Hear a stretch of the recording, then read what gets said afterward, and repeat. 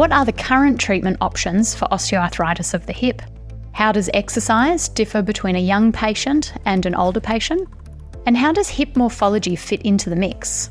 We explore all of these things and much more in today's episode with two amazing guests we are very lucky to have on, Dr. Josh Heerey and Dr. Joanne Kemp. Well, let's dive straight into it. Jo, as you've explored in a previous Physio Network masterclass, hip OA is not just chondral loss at the joint, but it's a disease of the whole joint. And I'm keen on both of your thoughts in the context of hip OA. What's the evidence for exercise, and does the type of exercise matter?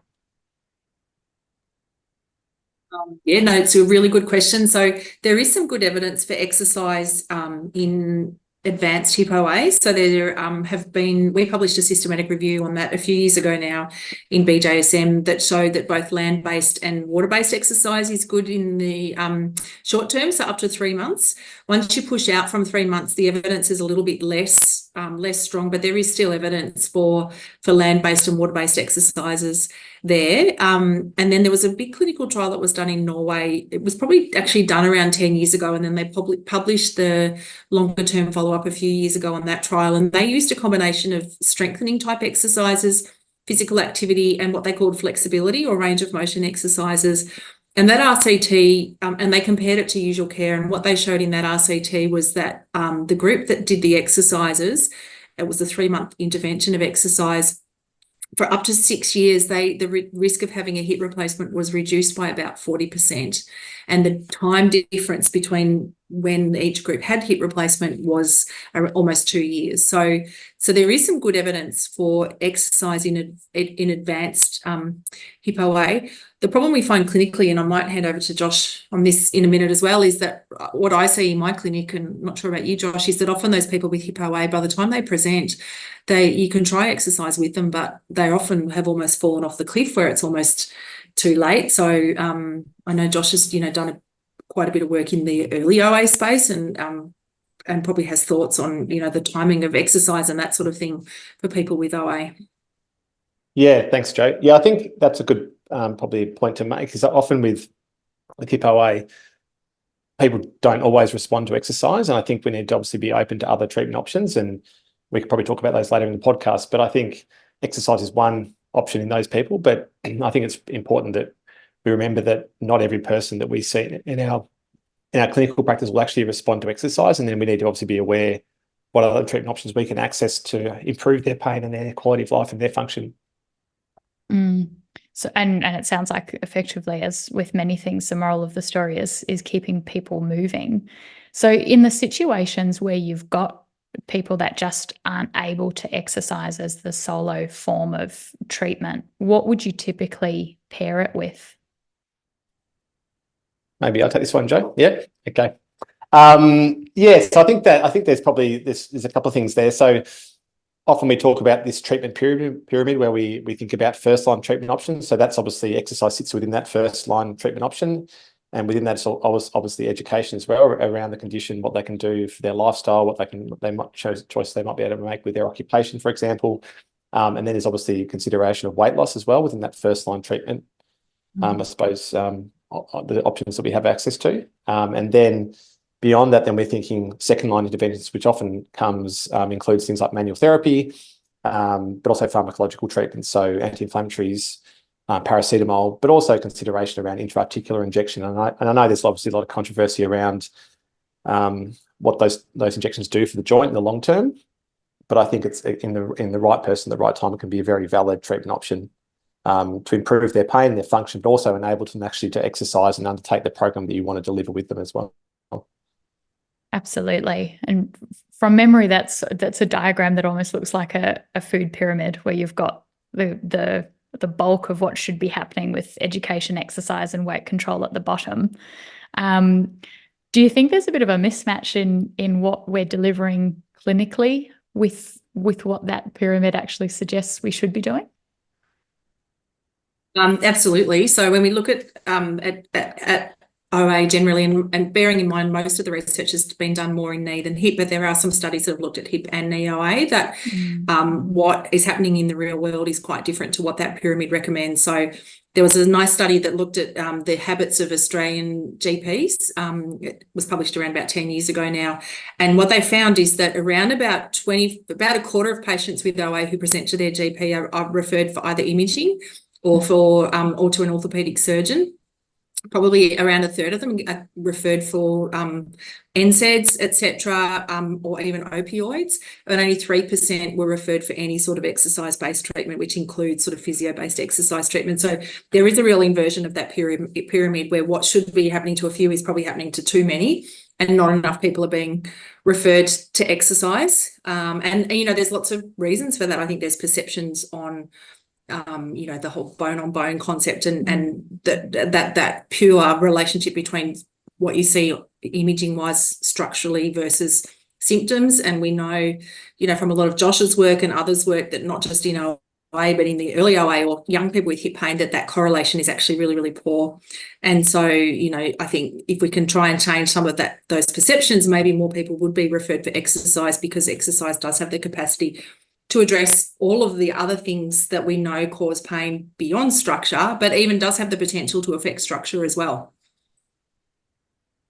I think that's a great point. And I wonder, what are both of your thoughts on if you've got a clinician seeing a patient and the patient is really keen on getting imaging as a form of diagnosis, how do we go about conveying that likely or perhaps unlikely diagnosis without necessarily going straight to imaging and really addressing the bottom bit of that pyramid? Great question. And I think that's something which often we face in our clinical practice on a daily basis. So probably if we're considering imaging a patient, and we can talk about the different reasons why we may consider imaging, but I think if we're thinking it might be appropriate, then I think it's really important to send them away understanding that we're probably going to find things on imaging, whether that be X-ray, MRI scan or CT or ultrasound. So they are aware that it's very normal to have changes in tendon, joint, cartilage on imaging, and the fact that they're not always related to their symptoms. So I think that's a good starting point. So then they're sort of coming to you with the results, understanding that, okay, these things are often seen in people without pain. That's often something which I do if I'm sending someone to imaging, to let them know that these things are probably going to be there, and then it's my job to work out what's relevant on that imaging scan or the report. Fantastic. And you're right. It seems it always comes back to giving context to the patient, whether it's exercise and that second line of treatment with injections or NSAIDs or any of those forms of management. And the same thing will go for imaging as well. Context is king. Indeed. And Josh, perhaps you can answer this one. Going back to the role of evidence with exercise, in terms of exercise management for treating hip pain in younger people, when the source of symptoms might be labral or cartilage tears, how does that differ? What we see in later stage disease, is that what you mean? Yes, sorry. How does that differ from the later stages? Yeah, so I think, look, there's definitely evidence to support the role of exercise therapy in someone with early hip OA, so probably when in their, say, maybe 30s, 40s and 50s, that shows that they can have beneficial effects on for pain reduction, improvement of function, getting back to sport, quality of life, all of those sort of important patient parameters. But I think it's important to flag also that a recent systematic review found that around sort of half of people may not, half of people may actually not respond to exercise therapy. So again, it's this idea that it's a really important treatment option and something that we can use, but to also be aware that your patient may not respond as well to that approach. And then again, you need to be aware of other treatment options, like we mentioned earlier, that might be really valid for your patient and actually may help them also improve in addition to their exercise therapy. So in clinic then, what sort of timeframes would you be looking at if you've had a younger person present with hip pain that's not responding to exercise as well? What sort of timeframes would you be looking at to pair it with or refer on?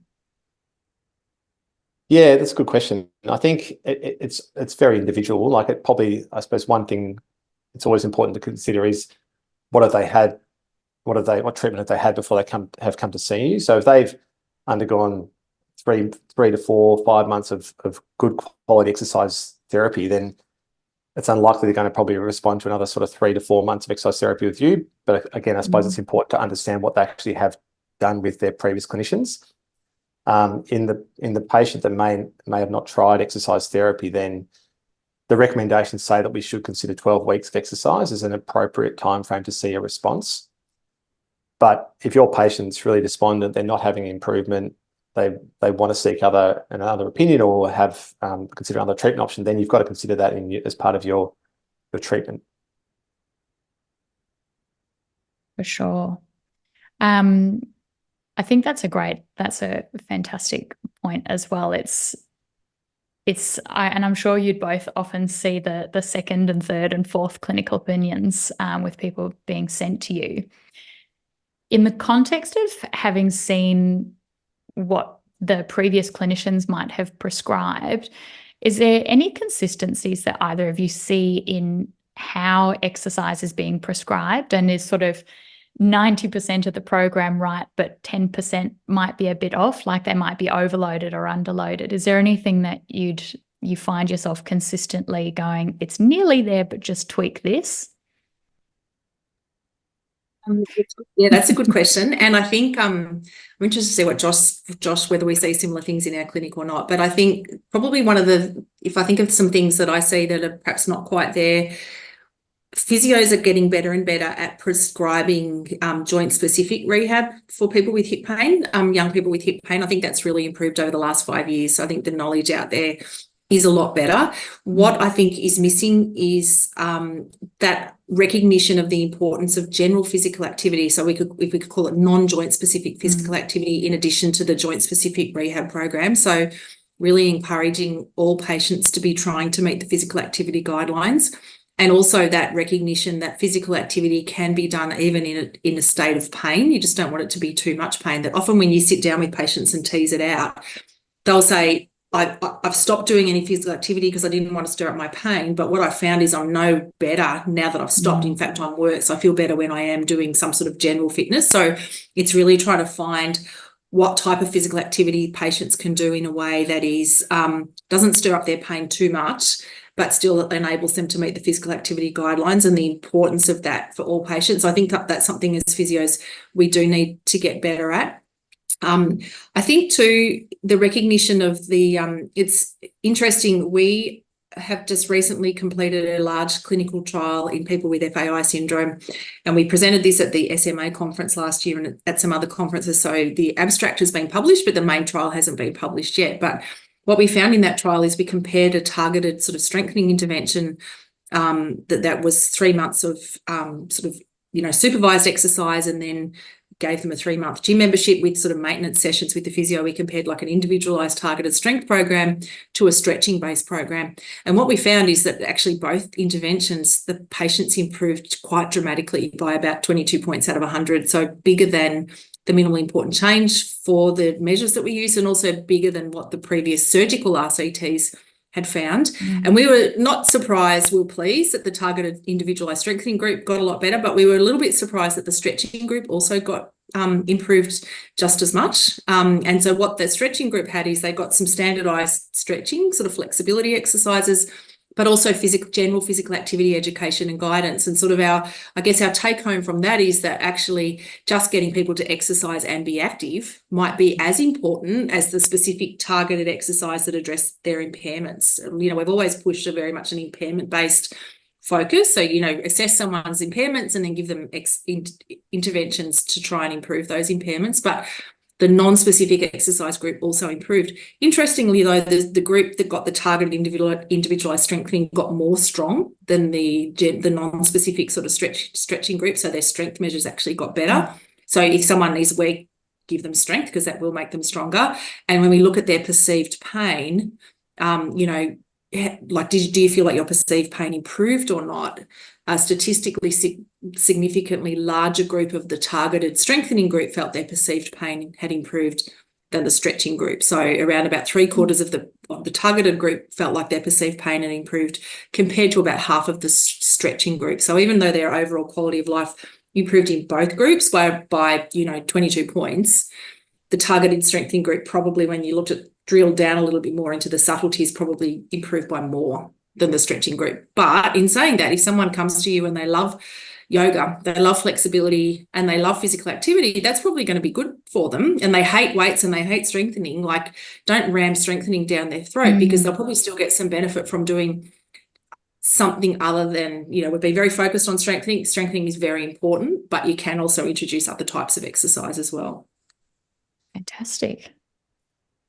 Josh, did you have any thoughts on that one as well? What are the low-hanging fruits? Low-hanging fruit, yeah, no, good question. I think just picking up what Joe said about the strength element, I think our first job is to identify that, and often I think that's probably something that we don't do well enough in our clinical practice. So often, and many of the listeners may see this, is the use of objective measures to assess hip strength is not often done in our patients. So I think we need to be able to identify those impairments, and are they actually impairments, and that will help you decide on what treatment you're going to deliver to your patient. I think that's a really critical point, because if your patient's really strong, there's probably no point delivering a strengthening intervention to them, or they may not benefit as much as someone who may be very weak, for example, in particular hip muscles. So I think that's a really important point. And then, as Joe sort of mentioned, I think there's obviously people get improvement from a whole series of different interventions, and we see that in Joe's studies, and a few other studies have looked at something similar. So I think this idea that we can tailor a program that suits our patients, that means they're going to be compliant with what we're giving them, is really important. And there's been studies in people with more advanced hip OA that have shown that both high intensity and low intensity exercise is equally as effective in pain reduction. So I think asking your patients what they prefer and then developing a program around that is probably pretty important for compliance, because if you've only got one option for every patient, then you're probably not going to be successful in a lot of patients that you see. I think just adding to that, Sarah, if that's all right, we also just recently published a study just a couple of weeks ago in the Brazilian Journal of Physio, where we actually asked patients with FAI syndrome what they wanted from their physio treatment. And the really key things that they said they wanted to get were they wanted to be able to return to physical activity and return to sport. So one of their main reasons for seeking out physio treatment was to be able to get back to activity and sport. So really keeping that at the front of our mind and planning for that right from the start. But the other thing they really wanted was to know what's this going to cost them in terms of time and also money. So rather than just having your patient coming in and you just say, I'll see you next week, you'll see you next week, give them a plan right up front that, look, this is going to take you, like Josh said earlier, this is probably going to take you at least 3 months, but it could be up to 6 months before you really get the full benefit of this. You hopefully will see improvements along the way sooner than that, but so that they're prepared for that, and that they're also prepared that exercise is a key thing. So like Josh said, you can start to talk to them about their preferences, like, do you like the gym? Do you want to get a gym membership? How much is that going to cost you? You're going to need to go 2 to 3 times a week. How are you going to build that into your schedule? And just being really clear and explicit with them of what the overall program is going to look like right from the start, because they don't like it when they just get told to come back each week without actually having a clearer longer term plan as well. It's a pretty powerful point. I think it's probably one of the most important questions we can ask patients is, what are your expectations from the session? And then, as you both said, you can have the ability to create a really patient-centered program that's addressing their needs. And Josh, as you said before, I feel like you're right.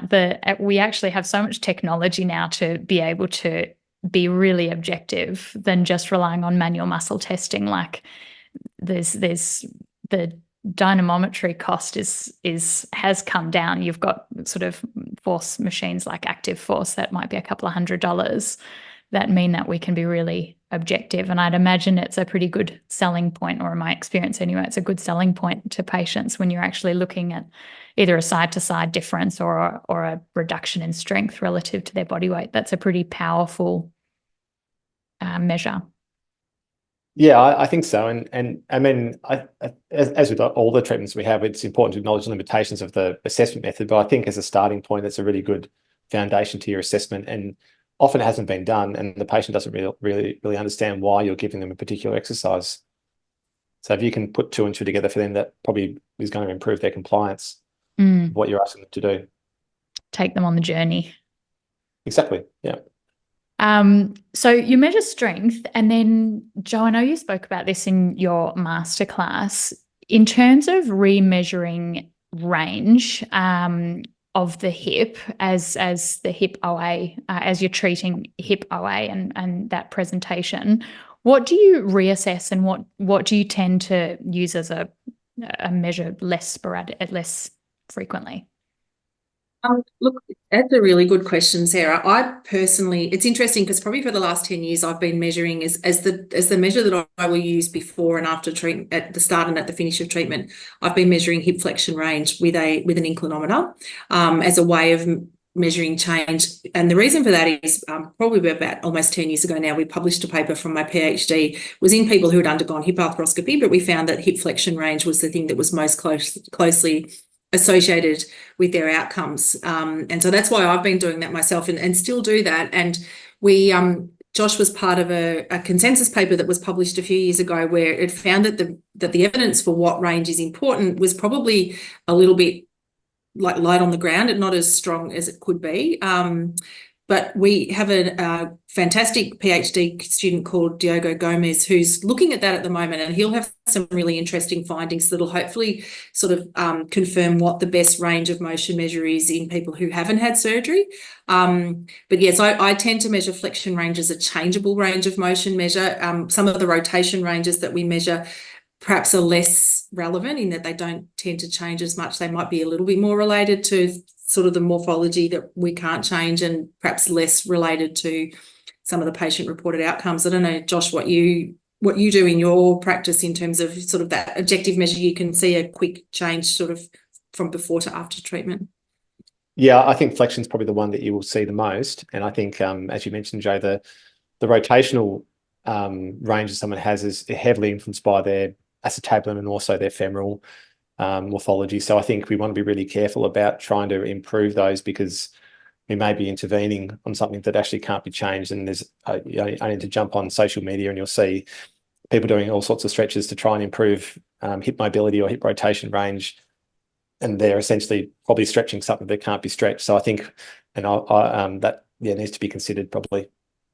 And when you think about the functional movements that people lose when they have hip pain or hip OA, it's those movements that require flexion. So putting on shoes and socks is the classic one, sitting in low chairs, getting in and out of the car where you need a lot of flexion range to get in and out of those positions. So I think that also just logically makes the most sense from a functional point of view. Mm. Yeah, and I think you can use those measures as well to help with their treatment as well. Like if someone has limited hip flexion range, then using something like a wedge cushion for them at work may really improve their hip pain considerably, or getting a higher seat in their car, or reducing their squat depth, or all those things can be used as part of to inform the treatment you're going to deliver them. Yeah, great. And I suppose also going even further back, those sorts of questions of, are you having difficulty tying your shoes, manipulating shoelaces? Are you having back pain, hip pain? What sort of functional activities are you finding challenging might aid in the diagnosis? And it's coming back to one of your original questions, Sarah, was how do you need imaging to diagnose somebody with hip OA? When you look at the diagnostic criteria for hip OA, it is pain in the area, reduced range of motion, and reduced ability to do functional tasks, and pain with functional tasks. And they're sort of the clinical diagnostic criteria and being over 45. So if someone comes to you over 45 and has those criteria, you can potentially make a clinical diagnosis of OA without needing to have imaging to confirm that diagnosis. And that's pretty powerful as a clinician educating a patient, that we can just reframe what imaging actually means. It's not necessarily the diagnostic source, is it? It's in our effectiveness of subjective. Yeah, absolutely. So on hip morphology then, I suppose, what role does hip morphology play when considering treatment options? And on that, probably education. Josh, as you say, I couldn't agree more.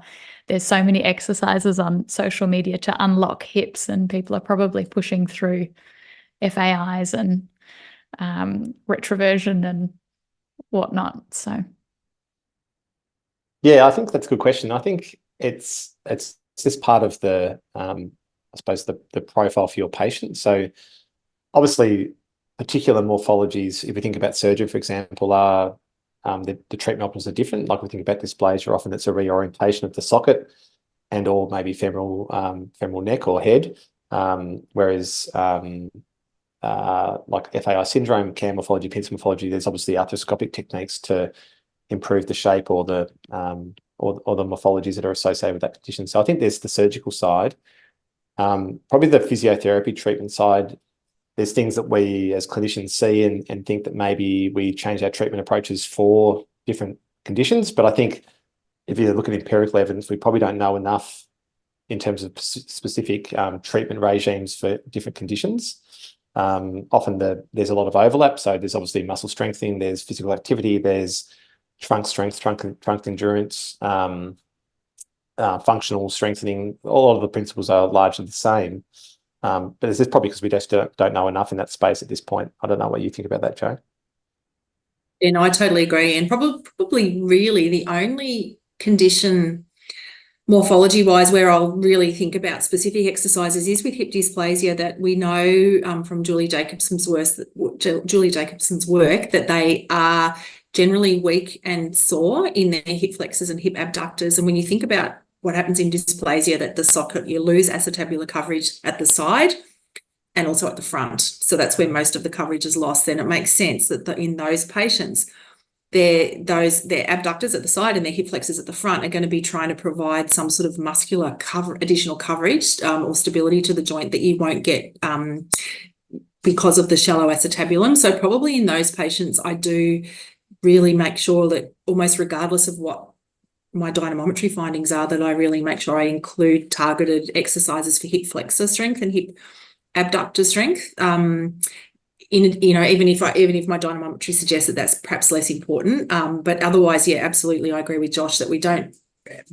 In saying that, even though I include that, we don't have evidence to say that is the best thing to do. I'm just basing that off the knowledge that we have of what those patients present like. So, but I agree with Josh that generally speaking, those general exercise principles of hip muscle strengthening, functional strengthening, trunk muscle strengthening, general physical activity, maybe some mobility exercise as well, is the most important thing for those patients.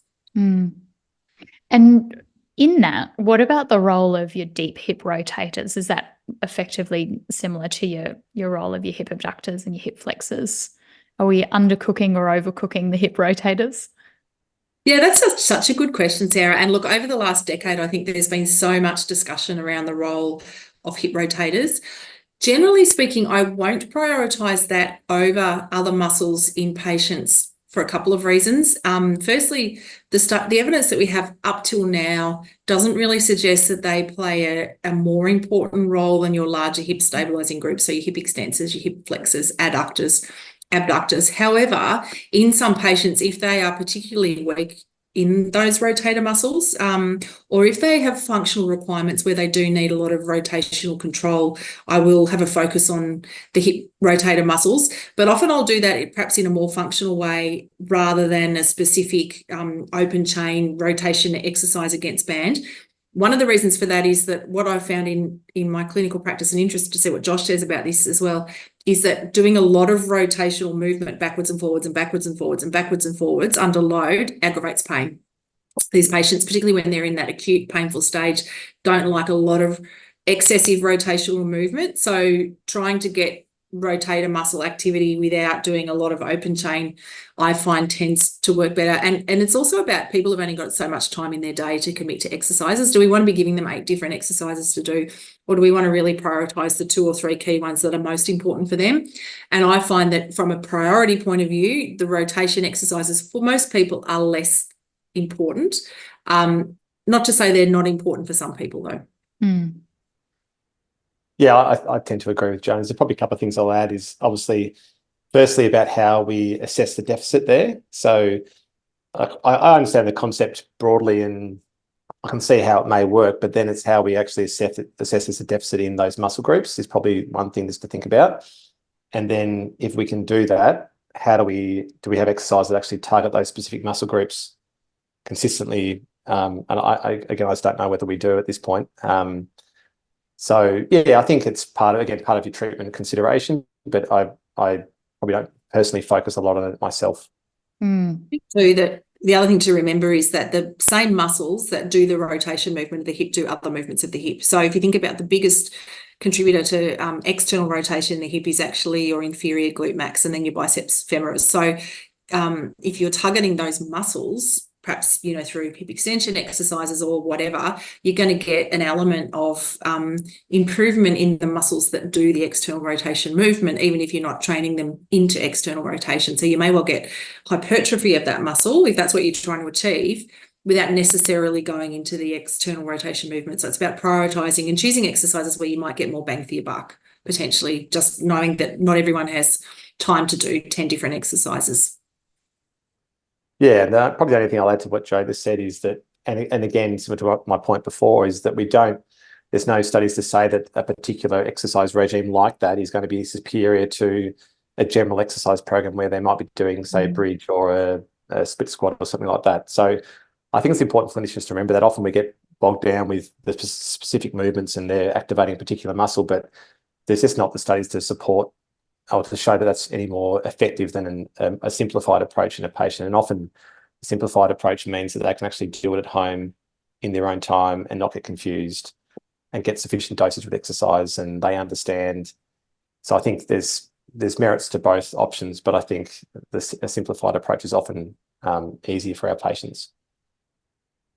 And I think those are great points. And it sounds like you both strike the balance between it's a simplified approach whilst also addressing impairments. So it's equally not a general approach.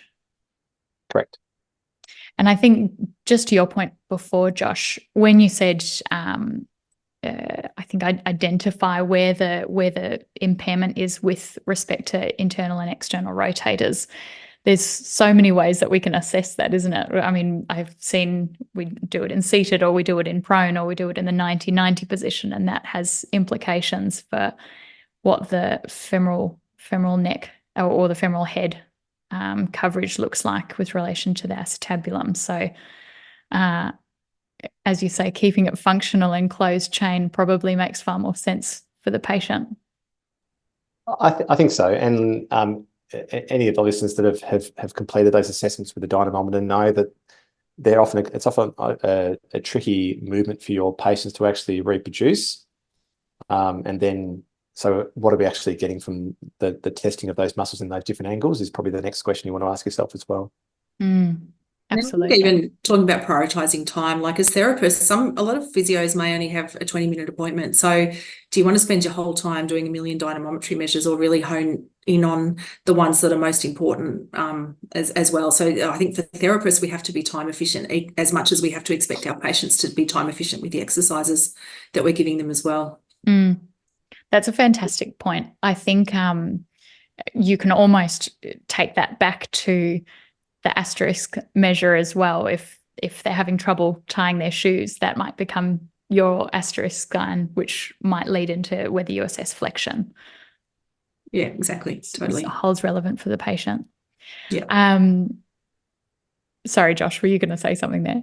Oh, I was just going to make a comment on what Joe just mentioned. I think if you've got a finite period of time, which everyone does with their patients, and for example, your patient is held up on imaging findings that they're worried about being really severe and related to their pain, I would probably prioritise those things, which are often going to be barriers to your patient engaging in the exercise over a particular exercise that targets a particular muscle group. I think there's bigger picture things that you want to get right with your patient initially, and then you can finesse those things maybe down the track. But without addressing those big picture, those bigger things, I think you can often fall down with your treatment. Very true. It's the zoom out so we can zoom in, get the education right and get the expectations set, and then we can move forward. Great points.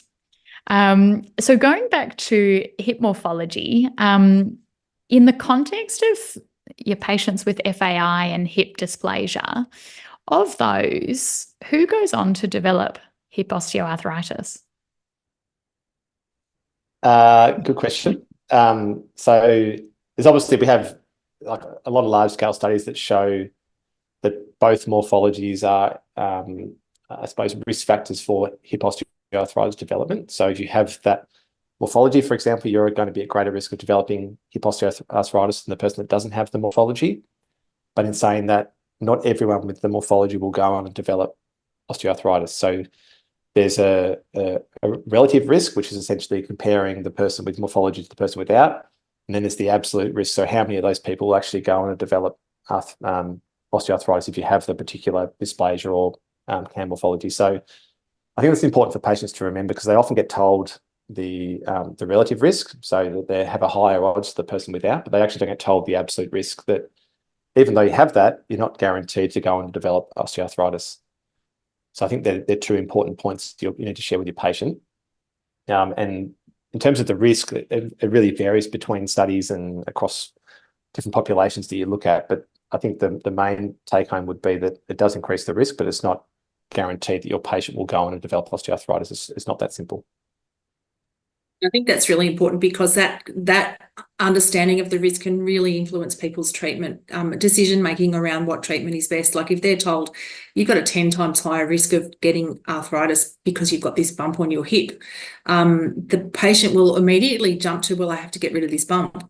And so that can really drive treatment decisions. But then, that's, as Josh said, the absolute risk is still low, still only a small number who will go on to develop arthritis. And we don't have the evidence yet that changing that risk factor will actually change whether or not you get arthritis. So absolutely important to not catastrophize things and not put fear, to just be very sensible in how you describe it. And Josh described it perfectly. So I suppose for some context, Sarah, if you think there's one, like some of Rinche Agricola's work, who's a Dutch orthopedic surgeon. He's done a lot of longitudinal studies looking at the importance of CAM morphology and dysplasia, and and PIDS morphology, for example. And I think in one of his studies, he found that even if you have a large CAM morphology, so I think they define that by an alpha angle of maybe 83, I think, or greater than 83 degrees, and reduced internal rotation, so a restricted joint range, still only half of those people actually developed osteoarthritis in a 5-year time period. So again, even when you see those more extreme cases in clinic,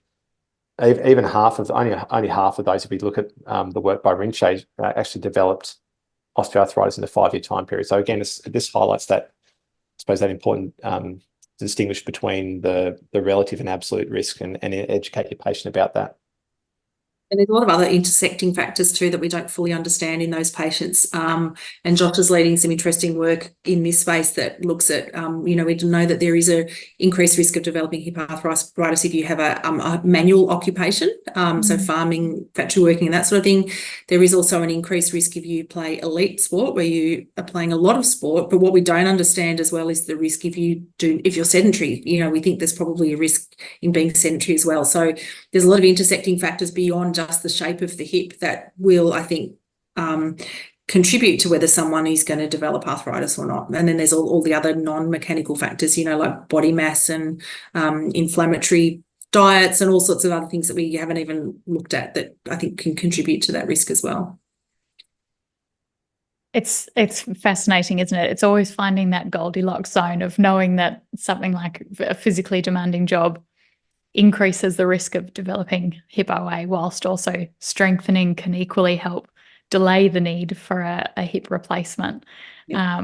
So I do wonder your thoughts on where the sweet spot is, and I wonder what factors might play a role in driving hip pathology in a physically demanding job that a strength program suitably mitigates, given both involve load. Yeah, I think so. Some of I suppose that, as Joe mentioned, most studies have looked at them separately. So some of the work that we've been doing is looked at a cohort of football players and essentially divided the football players up into those with high and low occupational load. And what we found is the symptom presentation is worse in the combination, so the high occupational load and football participation. But when you actually look at MRI findings and morphology, it's actually the same. So our take of that is maybe it's the morphology is the same and MRI findings are the same, but they're becoming sensitized because of the occupational load that person is undertaking on a daily basis. But again, that just, I suppose, speaks to that, the intricacies of the morphology and MRI findings. And again, we just need to know more, a bit more in that space and how they relate to the, I suppose, progression of disease, but also the symptom presentation that we see in our clinical practice. And then there's also all the other kind of confounding things that contribute. For someone perhaps who is in a more manual job, there may be differences in other lifestyle factors as well that sit alongside that, and it might be those other lifestyle factors that are increasing the risk just as much as the actual manual job. Things like socioeconomic status, sex or gender. Like there's so many other things that can influence things that relate to the type of work that you do. That it might not just be the work, the mechanical elements of the work that you do, and then there's all the psychological elements of work as well. So I think there's lots of different contributing factors that we really just don't understand at all. All the factors that make an RCT fun to design and plan, I'd imagine. Exactly.